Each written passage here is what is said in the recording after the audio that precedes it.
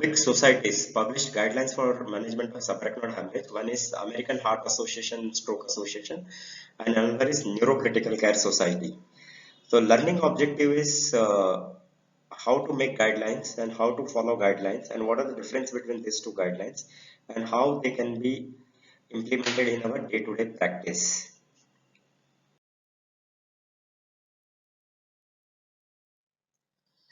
So what American Heart Association did that it gathered a number of specialists, not only neurocritical care but vascular neurologists, neurosurgeons, intervention from all background, whether they were primary radiologists, neurologists or neurosurgeon, anesthesiologists, rehabilitation physicians, nurses, even fellows in training, and they also involved lay patient and representative, because ultimately it is a patient-centric guideline, so the involvement of patients or their relatives is also equally important in making guidelines. A number of other societies endorse these guidelines, which include ANS and CNS, American Academy of Neurology, Neurocritical Care Society, which published their own guideline for only for critical care management, also contributed to AHA guidelines, and Society of Interventional Neuroradiology.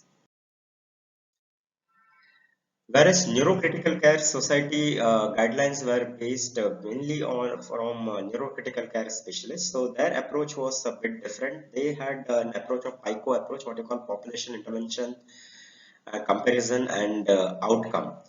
So what they did, this is the good way of making guideline called grade recommendation, that is grading of recommendation, assessment, development, evaluation methodology.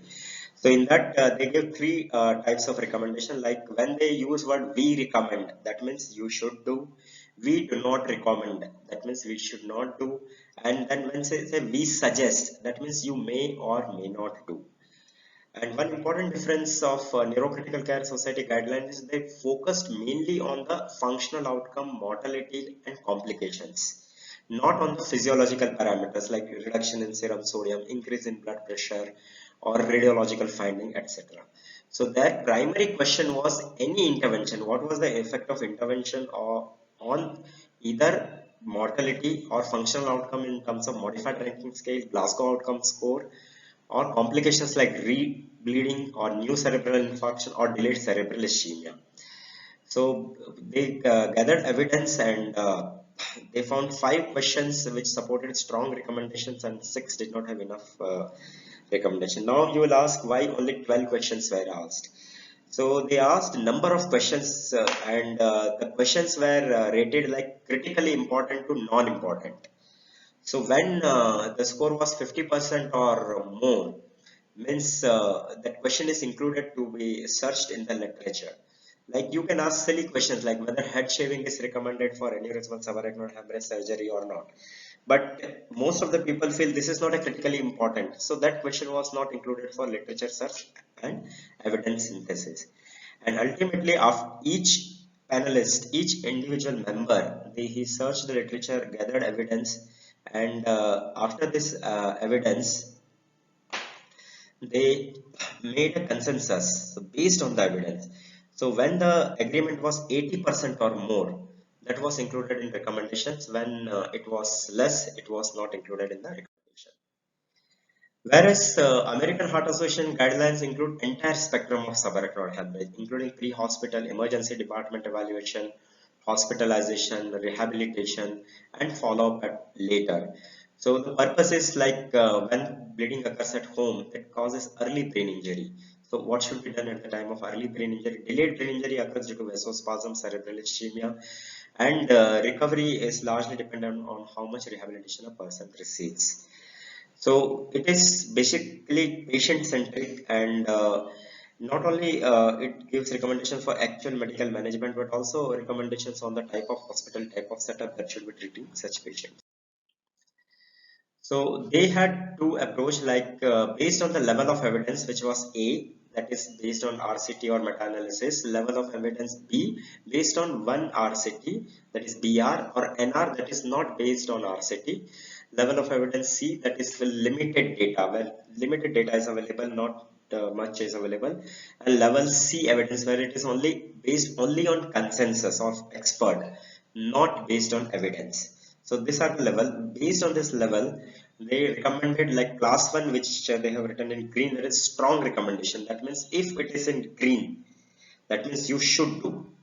And then class 3 is harm, that is strong recommendation. If it is written in red, that means you should not do. And then yellow and orange, then when it is yellow, that is 2A, that means you may do. And when it is weak recommendation like 2B, you may not do. So you will see that most of the recommendations are not class 1 or class 3. That means literature still starts about strong recommendation for or against any type of treatment in SAH. So this is the first recommendation is about natural history and outcome of the SAH. So in there is level 1 recommendation that for prognostication, most important is either WFNS grade or HH grade is recommended for prognostication and initial evaluation. Besides many other factors, this is strongly recommended. Weak recommendations are like in patient with high grade SAH, where aneurysm treatment is reasonable, whether you may consider treating such patient, but prognosis should be discussed with family and optimize the patient outcome. It just the clipping is only one part of the treatment of SAH; it's not the entire part of the treatment. And again, one more class 2 is like in patients with advanced age, like the two factors they have taken, like high grade SAH, that is grade 4 or 5, or patients with older patients when treatment is reasonable. Then again, prognosis should be discussed with family members for survival and outcome before proceeding for the surgery. And they have done it is harmful, then it is not recommended that patients who do not improve after correction of modifiable conditions, like patient comes with intraventricular hemorrhage and hydrocephalus in poor GCS. You put an EVD, but GCS does not improve. It's still GCS 3. Patient has large hemorrhage, evacuate hemorrhage, but still patient is GCS 3. And patient comes with pupils dilated and not reacting, GCS 3, and patient has difficulty in breathing. So such patients are considered unsalvageable, and it is not recommended to secure aneurysm in such patients. So as I told you that most of the recommendations are based on very limited literature. So there are a lot of gaps in formulating these guidelines. So at the end of each recommendation, they have listed the gaps and potential future research areas. So this, any of the residents who are attending, they can take up each one of these topics as their thesis topic for future research in subarachnoid hemorrhage. So in the recommendation, there was no mention about medical comorbidities and medical parameters. There was recommendation only based on the neurological condition. So common sense says that medical comorbidities may affect outcome, but there is no published literature to show that it affects outcome or not.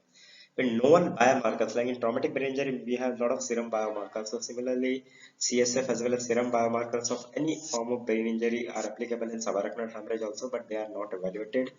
And advanced age, otherwise patient is healthy, but only age is advanced. Grade is good, whether you should intervene or not. That is also there is no literature supporting for or against that. Where when to resuscitate and when not to resuscitate, like George was discussing before we started, whether these guidelines are applicable in resource limited setting. So sometimes it is better not to resuscitate patient GCS3 pupil dilated rather than resuscitate and render him in vegetative state. And if there is irrecoverable early brain injury, so patient comes in poor condition right from home, so no point in proceeding. These are the recommendations for clinical manifestation and diagnosis of SAH. So both are level 1 recommendation, though they are not based on randomized trial. So any patient who comes with acute onset severe headache, prompt diagnosis should be done, like with CT scan.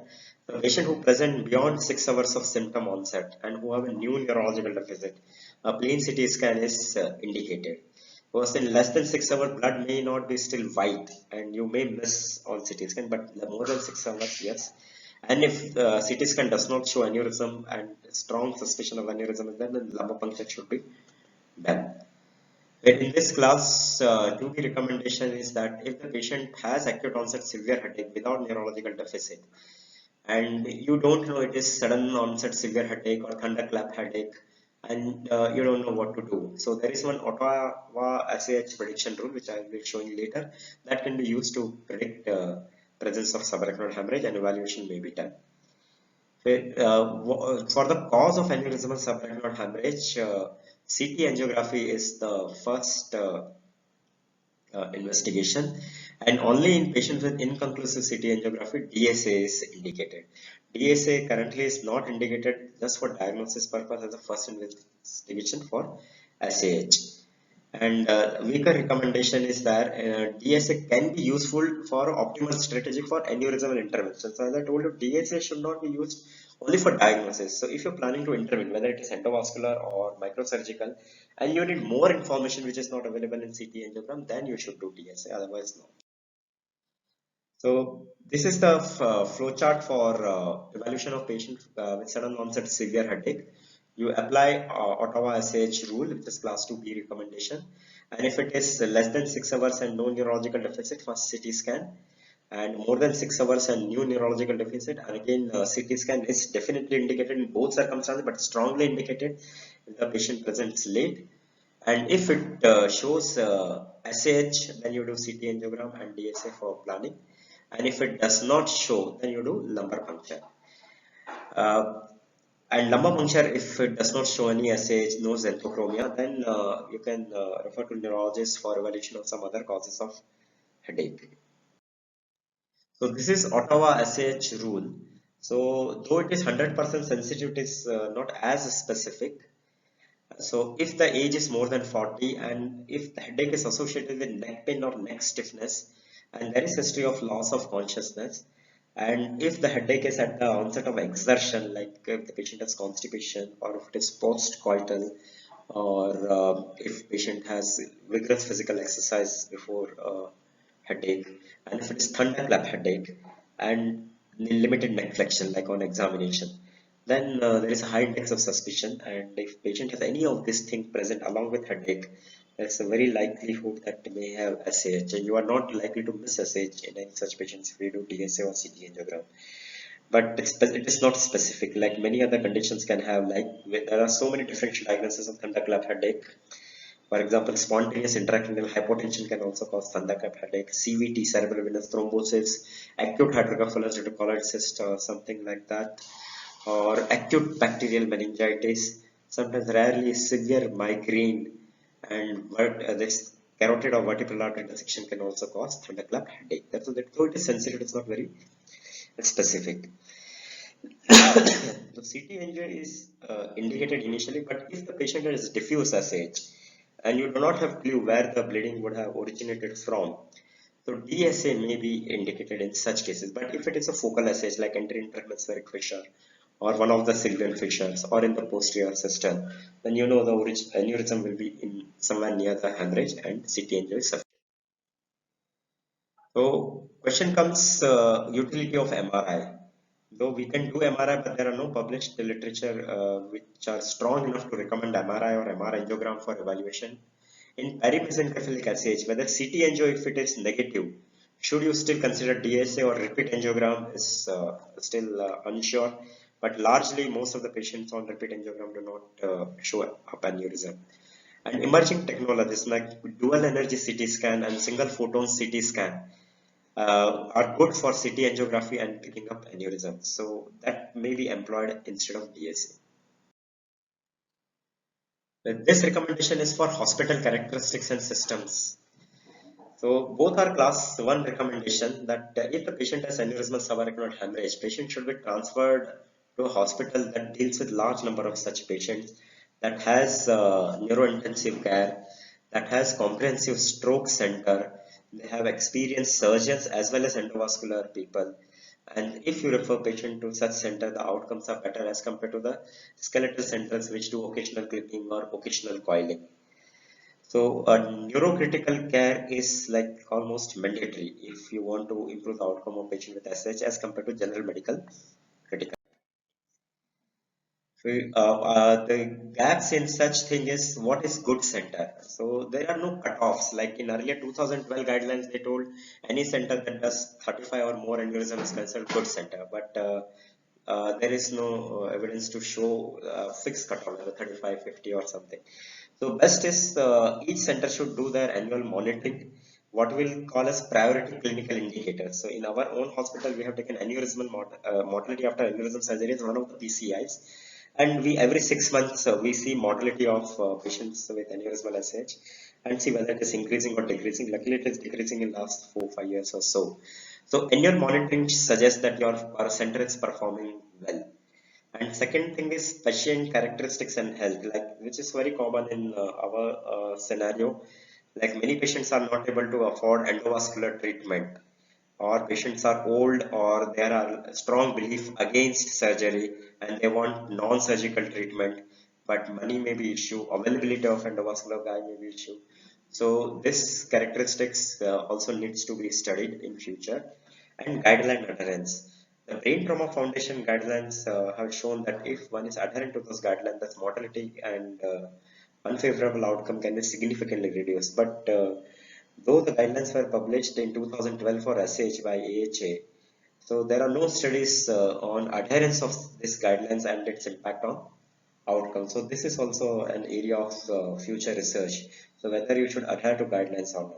So here I would like to emphasize that these are guidelines. These are not manuals. So you need not to take out this book and manage patient as it is written. So this just show you that how to manage patient better so that outcome will be better. Rather than it is not telling you, it is not prescription that you have to do this, but if you do this, outcome will be better.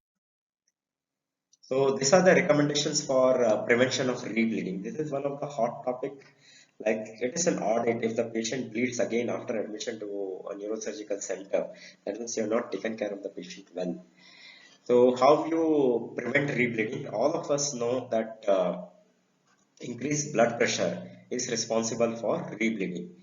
But you will be surprised that there are no studies which have shown that increased blood pressure can cause rebleeding. It is only based on expert opinion. But the opinion was so strong. All 100% people opined that high blood pressure can cause rebleeding, and that's why the class of recommendation became level 1. Similarly, if the patient is on anticoagulant, anticoagulation reversal is appropriate for prevention of rebleeding. Whereas antifibrinolytic, like same, if anticoagulant make the patient prone for rebleeding, antifibrinolytic should stop rebleeding or prevent rebleeding. But in randomized control trial, they have not been found useful. And tranexamic acid or epsilon aminocaproic acid, none of them are really useful for prevention of rebleeding and are not recommended.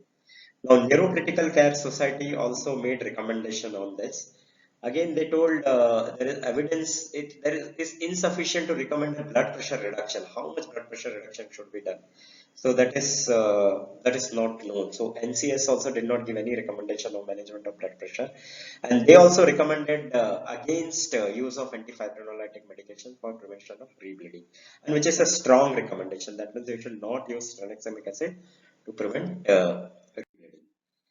Now, the literature, I reviewed the literature that what are the cutoffs. So again, you need not to stick this to this cutoff, but most important is blood pressure variability. Like if the patient is fluctuating blood pressure, suddenly it goes very high, it's very low. Such patients are more vulnerable to rebleeding rather than using one particular cutoff beyond which patient may rebleed. But it has been found that rebleeding occurs more often if BP is more than 160 millimeter of mercury systolic, but not with less than 140. So whether tight blood pressure control between 160 to 140 should be done, we don't know. However, treatment, antihypertensive and intensive treatment is definitely recommended if BP is more than 180.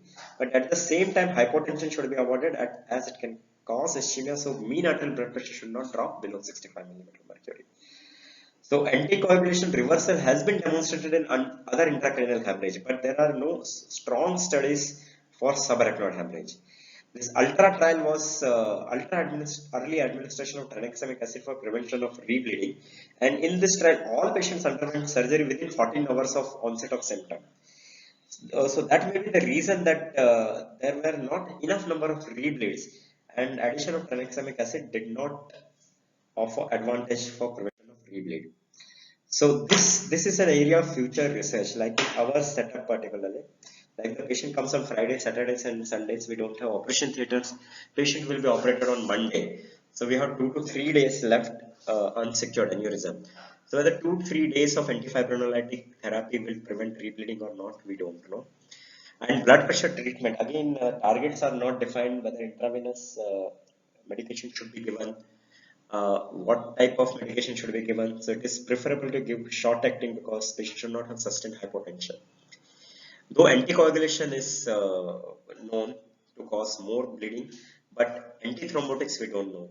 Like India is going to become a country with aged population after 2050. Like one third will be more than 60 years old, and many of them will be taking aspirin. But whether aspirin causes increased bleeding, we still don't know, particularly subarachnoid hemorrhage. And many patients come with hydrocephalus and bleed, and we put external ventricular drainage. So whether EVD causes increased risk of rebleeding or not, that is also not known. Many people don't put EVD fearing that it can cause rebleeding. We also have seen occasionally that EVD has caused rebleeding. But at the same time, if you don't put EVD, patient is unconscious and patient becomes further unconscious. So EVD is actually largely beneficial rather than harmful, but still not definitely proven. So this is the favorite topic for most of us, like recommendations for surgical or endovascular treatment for ruptured aneurysm. Please remember this, today's talk only is on ruptured aneurysm causing SAH, not on unruptured aneurysm. So there is a strong recommendation regarding timing of aneurysm. Like classically when we were residents, we were taught two time periods like first 72 hours or after 14 days. But now it is preferred that within 24 hours of onset of symptom, aneurysm should be secured, whether you secure with open surgical method or endovascular, but it should be done within 24 hours to improve.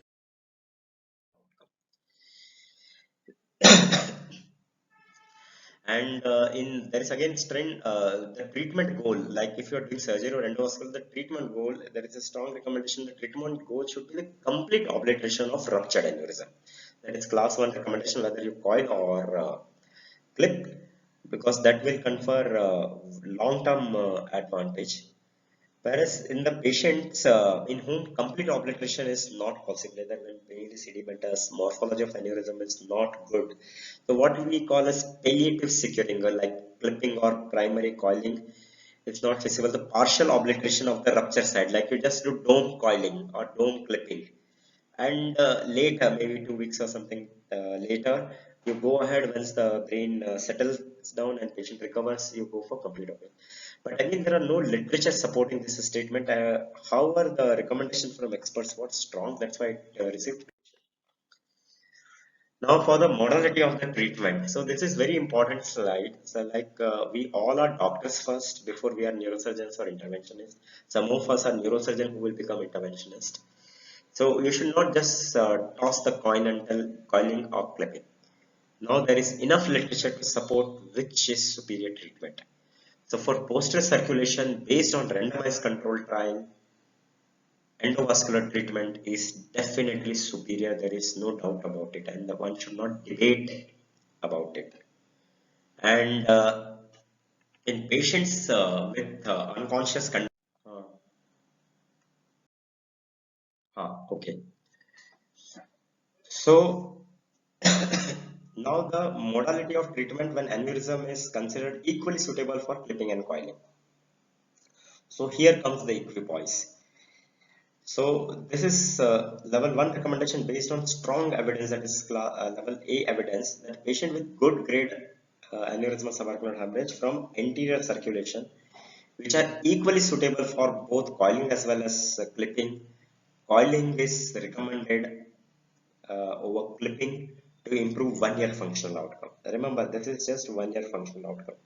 But when you see long-term functional outcomes, that is several years or decades, both fare equally good or equally bad. But at least first year functional outcome, coiling is definitely better. And to a recommendation that if the patient has central circulation aneurysm and good grade and equally suitable, so both treatment options are reasonable to achieve favorable long-term outcomes. So that's what I told him. So when you counsel the patients, like you tell that both treatment are equally good for a given aneurysm in a given patient, your patient is likely to recover faster at the end of the 1 year. However, clipping patient will also eventually recover, and at the end of several years, both will be equally good. So everyone would like that patient to recover faster. So eventually all patients may recover, but every one of us would like our patients to recover faster. So most of the patients will opt for coiling. And it is not only we like them to recover faster, it decreases caregiver burden, it decreases finances, and so many things if the patient recovers faster. So here comes the problem nowadays. Many people do clipping as well as coiling, and this World Cup of cricket is going on. So you will see at the end of the World Cup that all-rounder are the biggest problem. Either you win the match by good batsman or good bowler. Very rarely you will win the match with an all-rounder. So these are personal opinions. Like if any one of you want to take up a career in endovascular, dedicate yourself full heart and soul into endovascular. Don't do one day I will clip, one day I will coil, and so you will not do either of them perfectly well. So either you master one of the techniques and lies with the other person who has mastered another technique, and then give the best result to the patient. Now comes endovascular adjunct. So here in 2012 guidelines, they clearly mentioned that if coiling can be done simply coiling without any adjuncts, then coiling should be preferred. However, if adjuncts are required, then clipping should be preferred. But that is more than a decade back. Now so many technologies have come. So adjuncts are recommended. So the patients who are not suitable for primary coiling, you can do endovascular stent assisted coiling or give put a flow diverter, which is reasonable to reduce the risk of rebleeding. However, this is based on limited data. And this is another aneurysm called blood blister aneurysm, or it's a form type of particularly blood blister aneurysm. Like all of us who would have done surgery on blood blister aneurysm, it's like a time bomb. And you, means surgeon as well as patient, both should be lucky to secure the aneurysm and come out intact. So blood blister aneurysms currently are better managed with flow diverter. Again, there is limited data on this because it was so obvious the benefit of flow diverter over surgical morbidity and mortality that nobody will do RCT. So though there is a limited data, but it is recommended to use flow diverter. However, if the patient has ruptured secular aneurysm, which is equally suitable to coiling and clipping, so what happens? The newer generation of endovascular guys, young people who have learned recently, they find it very simple to put a flow diverter. It's like putting a stent in coronary, like DM first year or second year resident puts a stent in coronary. So it's as simple like put one flow diverter. Because it is simple, everyone will do that, though it is very expensive, but that is not recommended and that should be avoided. So in case of ruptured aneurysm, if you feel that you are not expert in coiling, better to refer for clipping rather than just putting flow diverter or secure by coiling. Flow diverter is not a definite treatment for secular aneurysm which has ruptured. It's coiling which is the definite treatment. If not coiling, then clipping. So there are many gaps like when to do. The first is ultra early treatment. Should one treat aneurysmal subarachnoid hemorrhage like EDH as soon as patient comes, take to operation theatre and clip or coil?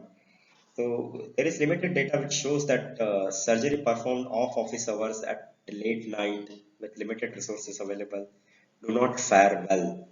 So we don't know whether they do fare well. At the same time, if you want to wait till next day morning or post holiday, if the patient rebleeds, then also it's a problem. So this is another area of research where we always think of only mortality and disability, but quality of life and cognitive outcomes are not taken into account when we choose one of the treatment, either surgical or endovascular treatment. Again, in patient with high grade SAH, the high grade SAH itself is bad, whatever modality of treatment you use. But whether endovascular will be less bad, that we don't know. So again, intercirculation aneurysms are very simple for clipping for many neurosurgeons. So why should they refer for coiling? Coiling to a person who has recently learned coiling. So that is again an area of controversy. Now, newer flow diversion technologies are available which do not require dual antiplatelet therapy after deployment and may be used. And if you see, clipping has largely stagnant in last 4 decades, whereas endovascular treatment is evolving very rapidly. So what is not suitable now will become suitable later. So if there is a remnant neck now, and patient comes 1 or 2 years later, 2 years later, one more device will come which will be able to treat the remnant neck.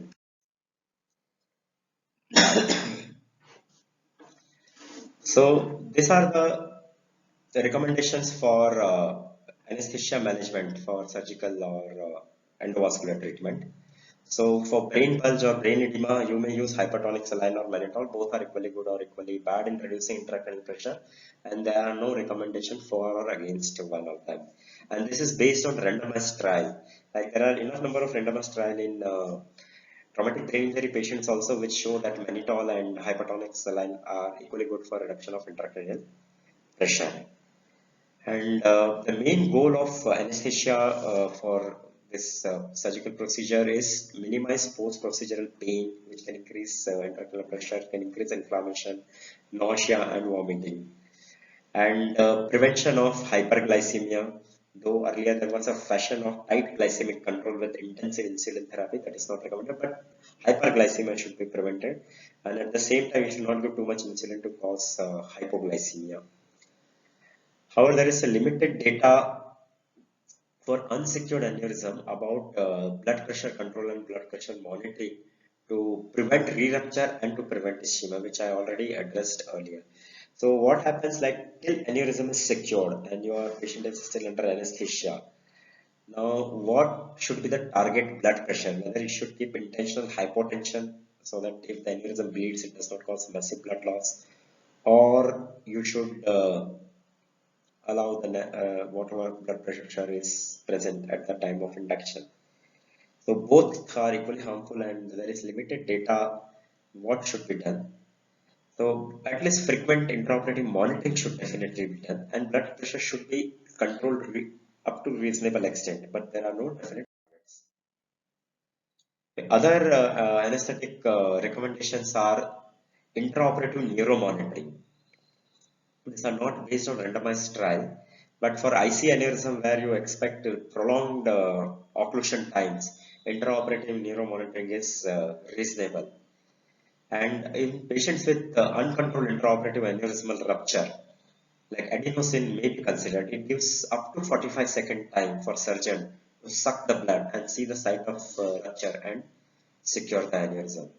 So again, this is not based on any high quality study, but based on limited data, and adenosine may be used. However, there is no benefit of hypothermia in aneurysm surgery. So there was a lot of interest in hypothermia in head injury patients, in patient stroke, in patient following cardiac arrest, and neonatal asphyxia. But in patients with hemorrhage and traumatic brain injury, hypothermia has not been found useful. So what are the gaps and potential research areas is blood pressure and volume management, how much fluid you should give during anesthesia, what type of anesthetic agent should be used, whether you should use intravenous anesthetic agent or volatile, still not sure, what type of controlled ventilation should be used. Again, glucose and electrolyte targets are not set, though in medical critical care, intensive insulin therapy may be useful for sepsis, and whether subspecialty training, like whether you really require neuroanesthesiologist for aneurysm, we don't know, but it's my personal experience. The two conditions in which trained neuroanesthesiologists make a huge difference in perioperative outcome. One is aneurysmal subarachnoid hemorrhage and another is traumatic brain injury. Because they understand cerebrovascular physiology, which general anesthesiologists may not know. And this cerebrovascular physiology makes a lot of difference in these two diseases as compared to other diseases. So these are the recommendations for uh, pulmonary management, like other managements, like mechanical ventilation, like patients who require mechanical ventilation for more than 24 hours. The standard bundle, ICU care bundle to prevent pneumonia should be done. And patients who develop acute respiratory distress syndrome and hypoxia, then prone position ventilation or alveolar recruitment maneuvers and ICP monitoring should be done to improve oxygenation not only of the body but also of the brain. So regarding intravascular volume and electrolyte management, close monitoring should be done to maintain euvolemia. So there was a lot of enthusiasm more than 2 decades back about triple H therapy, in which one of the H was hypervolema, which is not recommended now. And they recommend use of mineralocorticoids for treatment of hyponatremia, like up to 2 weeks mineralocorticoids may be given for hyponatremia. But it is harmful that hypervolemia should not be given, which I already told just now, because it causes more pulmonary edema. So you should not give a lot of fluid to the patient with SAH. Even Neurocritical Care Society showed that volume is important. So in triple H therapy, we had one H was hematocrit. So 10 was the golden number. And in many stroke and traumatic brain injury, we use 10 hemoglobin of 10 as a threshold for transfusion. But there was no data to prove that why 10 number had come. And in general anesthesia practice and another anesthesia practice, 7 gram per deciliter hemoglobin is considered cutoff for transfusion threshold. So though AHA recommended use of mineralocorticoid, that is fludrocortisone for hyponatremia, but Neurocritical Care Society did not find enough evidence to support use of fludrocortisone to maintain normal serum sodium concentration and not even fluid balance. And definitely it does not improve the functional outcome. So there is disparity between these two recommendations, but you see AHA is not class 1 recommendation. It's class 2A or 2B recommendation on use of mineral corticoid. And their recommendation is mainly for maintaining sodium values, not for outcome. Whereas Neurocritical Care Society looked more for outcome rather than biochemical parameter. That's why there is a discrepancy in this recommendation. So if you are targeting only sodium control, you may give mineral corticoid, but it's not for improving the function. Now, medical complications are legion in patients with SAH. So we have to take care of that, and most deadly is like venous thromboembolism. So once the aneurysm is secured, either mechanical or pharmacological prophylaxis should be used, and glycemic control. Glycemic control means prevention of hyperglycemia, not strict euglycemic control. And if patient is refractory to antipyretic medications, like you, patients with SAH are prone to fever not only due to infections later, but also due to hemorrhage in the ventricle subarachnoid space itself. So if antipyretic medications are not useful, then therapeutic temperature management using cooling devices may be given, but it is uncertain whether it is useful or not. So again, though we are extrapolating from trauma data and other stroke data about hemoglobin level and transfusion threshold, but we need studies in aneurysm and SH per se. And what is the role of systemic inflammation and infection in worsening outcome, which develops after 4-5 days later? And many patients have stunned myocardium and then presented in cardiac arrest. So after CPR, if there is a reversal of rhythm and patient becomes conscious, what is the bearing in long-term outcome and cardiac complications in such patients? And this is one of the most overlooked aspect, in particular in developing countries, malnutrition. Like I tell many of my nurses, I tell them sarcastically, whether it is VLCC or any other slimming center, CureFit or HealthFit, whatever you may, nothing is as effective for weight loss as admission to ICU in government hospital. So malnutrition is something overlooked, and that can have bearing on outcome. It has definitely shown bearing on outcome in traumatic brain injury, but we need to study in hemorrhage patients also.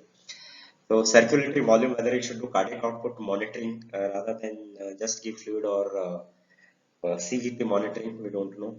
And again, targeted temperature management, what should be the target, whether 99 is acceptable, 98 or 100 is acceptable, that is yet to be known.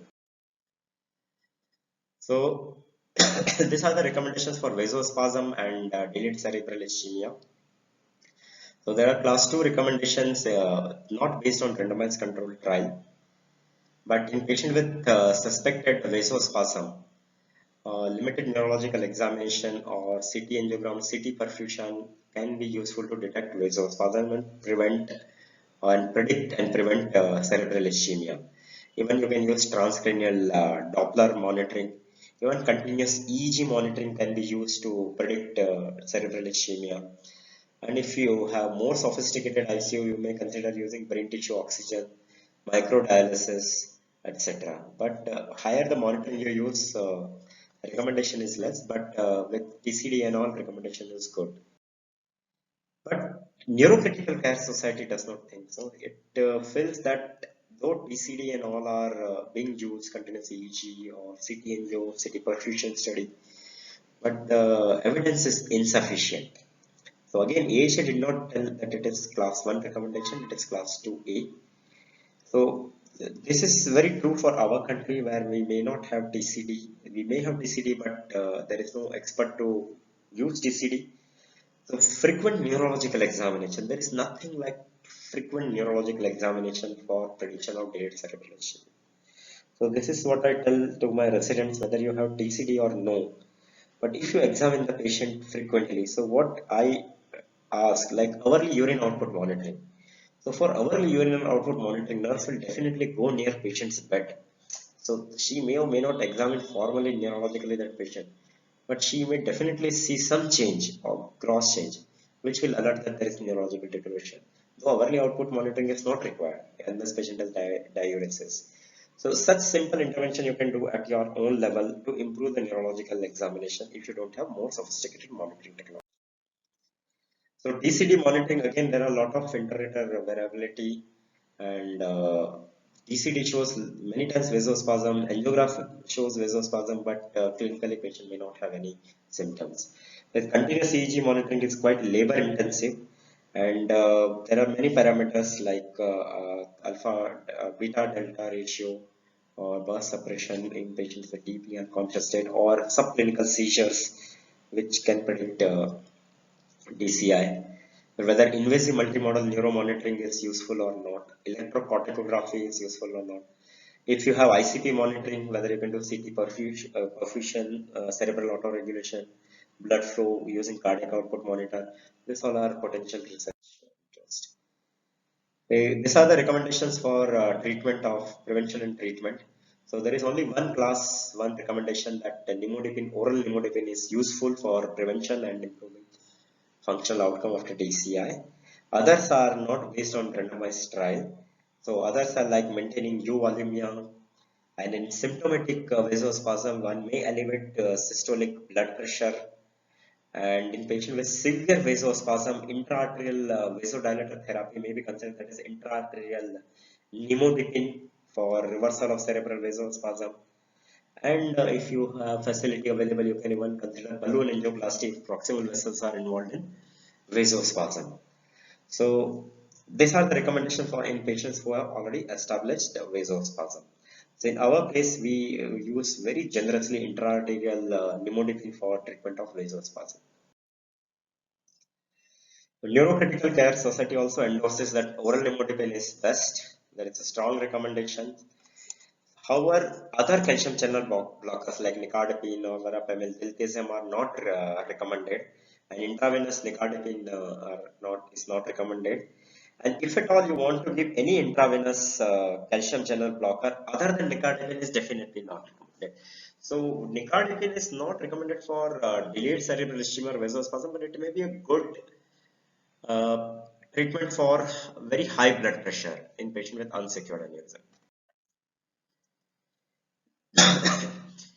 Again, Neurocritical Care Society also does not recommend hypervolemia.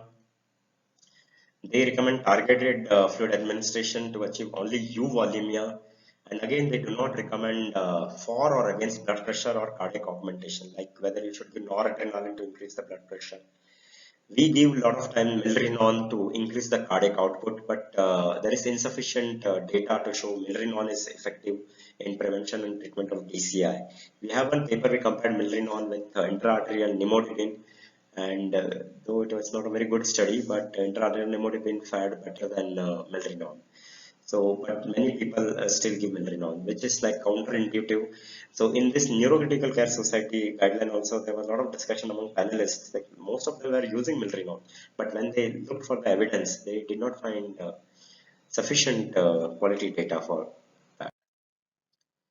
These are recommendations for management of again vasospasm. So these are all harmful things. So there is a lot of interest in neuroprotective agents. So like statin was used but not found useful. Magnesium was used, not found useful. And prophylactic hemodynamic, like patient does not have DCI, just routinely post-operative you maintain high blood pressure, which is harmful and should not be done. It was done 2 decades back. We were doing that. Like this is third H component of triple H therapy, that is induced hypertension, which is harmful. So this thing should not be given. Even Neurocritical Care Society advises against statin and against magnesium, and they also included clazosentan, which is endothelin receptor antagonist, though it showed some benefit in early stages, but it was not found useful for functional outcome. So none of the neuroprotective pharmacological drugs are used. So this is the flowchart for management of vasospasm. You have to give nimodipine class 1 evidence, and there is class 1 evidence for regular neurological examination. Whereas whether you use TCT, continuous EEG or any other multimodal monitoring, that is class 2 or 2B evidence. And there's harm that don't increase the blood pressure unnecessarily prophylactically. And when there is a worsening of neurological examination, look for the other. First is correct blood pressure, correct volume, and then do CT or CT angiogram to look for vasospasm. And rule out other causes like hydrocephalus, hemorrhage, like postoperative EDH or something like that, dyselectrolytemia. If none of them is there, then go for intraarterial vasodilator therapy like intraarterial nimodipine. So this is how you should manage. So this, you must have seen this flowchart in many of your standard textbooks of neurosurgery. But the difference in this flowchart as compared to your neurosurgery textbook, that for each intervention, like each rectangles, there is a class of evidence. So you know what is strongly recommended and what is strongly not recommended. So strongly not recommended is prophylactic hypertension. Strongly recommended is frequent neurological examination, oral nimodipine, and continuing monitoring. So these are the potential areas of research like risk stratification. Like in our unit, my unit, we have risk stratification. We give like we tell red card, green card or yellow card. Green card means safe patient, red card means dangerous patient. So WFNS grade 3, Fisher grade 3 is red card, like it's very high risk of developing DCI. And remote SAH or grade 1 SAH, then we call it green card. So no need of intense monitoring. We can discharge after maybe 4-5 days also because we need beds for other patients. Whereas red card, even patient is well, we do not discharge for 2 weeks as he can develop delayed cerebral ischemia. Where combination therapies, each one of them, statin, magnesium, clazosentan, were not found useful. Whether combining them will be useful, we don't know. The utility of intraarterial medications, like nimodipine is definitely safe, but others are harmful. Papaverine is definitely harmful. Whether others are more beneficial, we don't know. So there was interest long, 2-3 decades back of sympathetic chain block, like neural ganglia block. So you do sympatholysis, it will cause vasodilatation, but not in practice now. It can re-emerge. Whether we can give antiplatelet and anticoagulation to improve rheological property of the blood, we don't know. The intrathecal medication like intrathecal nimodipine or nicardipine pellets are available. Like many surgeons at the end of the surgery, they leave behind nicardipine pellets near circle of Willis, but not much evidence. Whether you should continuously drain CSF mixed with blood through lumbar or EVD and reduce the blood load, which can prevent DCI, again, not much recommendation. And whether you can give fibrinolytic agent in the system, again, there is not much recommendation. So these were the recommendations for the medical management. Now the other complications like for hydrocephalus, like EVD should be inserted. There is no doubt about it. Do not worry about too much about rebleed due to EVD. And if EVD is inserted, that EVD bundle should be there to prevent EVD related infection. And if patient has chronic hydrocephalus, then the patient is recommended. However, routine fenestration of lamina terminalis is not recommended to prevent hydrocephalus, which we routinely practice. But if the aneurysm is away from lamina terminalis, there is no need to go there and open the. So Neurocritical Care Society also mentioned about EVD. So their critical question was how long to keep EVD. So they have two weaning study like a clamp and then remove, or gradual weaning like increasing the height. But there was insufficient evidence to support or not to refute any one of them. So it's up to individual practice whether you want to remove EVD or wean from EVD. So if you have insert EVD in your hospital, you should have EVD infection control bundle, which includes insertion and technique, management type, and monitoring and education. So this should be employed in all hospitals. So whether ICP monitoring is useful or not, whether EVD can cause rebleeding or not, whether EVD bundle is really useful for prevention of infection or not, we don't know. And how to manage drainage, whether continuous lumbar drain is not known. So now this is for nursing intervention. So for nurses, sorry, this is for seizures intervention. So for seizures, like high risk for seizures are unconscious patient, fluctuating neurological status, rupture MC aneurysm, intracerebral hemorrhage, hydrocephalus, or infarction. You can do continuous EEG monitoring, and these patients require prophylactic anti-epileptic drug therapy. However, if patient does not have any of the high risk, giving phenytoin as prophylactic anti-epileptic drug therapy is harmful and should not be given. So there's another regarding seizure. If the patient already has seizure, there is one seizure, patient has seizure after SAH, there is no need to give anti-epileptic drugs for indefinite period. 7 days is enough for prevention of early seizures. So what type of anti-seizure medications, there is not enough data pertaining to SAH, and whether there is a medication related morbidity or treatment modality is whether clipping patients require anti-epileptic drugs or coiling requires, that is also not available. So these are the nursing based intervention. You will be surprised to know that more class 1 recommendations are there for nursing intervention, and these are easily doable in any hospital. You don't require any sophisticated. So first is that it should be SH should be protocol based management rather than individual based management. Nurses should do frequent GCS examination or NIHSS examination to detect neurological deficits, and nurses should also look for dysphagia screening, whether the patient can be fed orally or not. Otherwise, as the other nursing intervention is like nurse should be competent to take care of stroke patients. So you should require neuro nurses who is experienced in stroke. And mobility, most important is mobilize. So this I strongly recommend to my resident that as soon as possible, patient should be mobilized. First advantage is that if you mobilize the patient, you will detect subtle neurological deficit, like 4 by 5 power in one of the lower limb. You will be able to detect and treat promptly. And each step towards mobilization will fasten the recovery process. So these are the future research area for nursing intervention, like type of bundle, nursing bundle, we can have nursing bundle, the frequency of neurological examination, whether multimodal monitoring is required by us, whether there is an impact of stroke education on patient's caregiver for early recovery. Sometimes nurses are too enthusiastic and that can have negative impact on patient. And whether if the patient is sleeping, patient is neurologically stable, this patient is sleeping, is there a need to wake up patient every hour and disrupt his sleep, which can be harmful? And competency of the nurses, whether we should have neuro nurses or not, is a future area of research. So these are the recommendations for early recovery. Like you should have validated grading scores for recovered, like physical, cognitive, behavioral, and patients are vulnerable to depression. So psychotherapy and pharmacotherapy for depression should be given, and other rehabilitation measures should be taken. So we, as an acute care physicians, out of sight, out of mind, that should not happen. At the time of discharge, all patients should be assessed for cognitive consciousness and mobility domain, and rehabilitation referral should be given. There are many practitioners who prophylactically give fluoxetine or antidepressant for patients with SH, but it is not useful. So multimodal prognosis tool should be available, and you should involve family as well as patient and community for improvement. And whether delirium and is harmful or not, we don't know. And many of these patients have headache, and which is like quite unaddressed. Like you just see GCS moving all four limbs, but patient has headache, which is a area of research.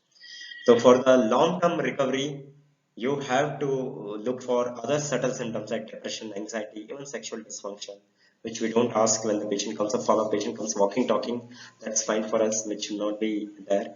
And they recommend Montreal Cognitive Assessment Tool over MMSC for cognitive function. And counseling is very important for patients and caregiver for cognitive. So we should have interventions to improve long-term outcome. And main concern is return to work and return to driving following SAH. The questions patients do ask, but we don't allow them to ask. And that should be one of the goal of your. So these are the recommendations for screening for the patient who are already secured aneurysm.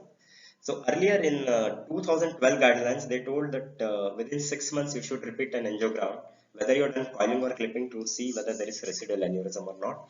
But here they recommend in the perioperative period, whether you are done coiling or clipping, you should do an angiogram to see whether there is residual aneurysm or not. So the risk factors for re-rupture are, if there is a residual aneurysm, it will bleed. If the coiled aneurysm has higher chance of incomplete occlusion and vulnerable to re-rupture.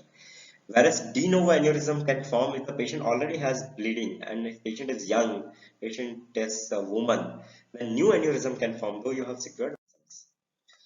So we don't know still what should be the follow-up imaging modality and what at what time you should do follow-up imaging.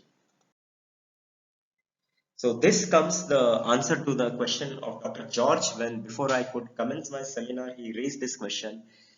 These are American guidelines, so why should I follow this guidelines?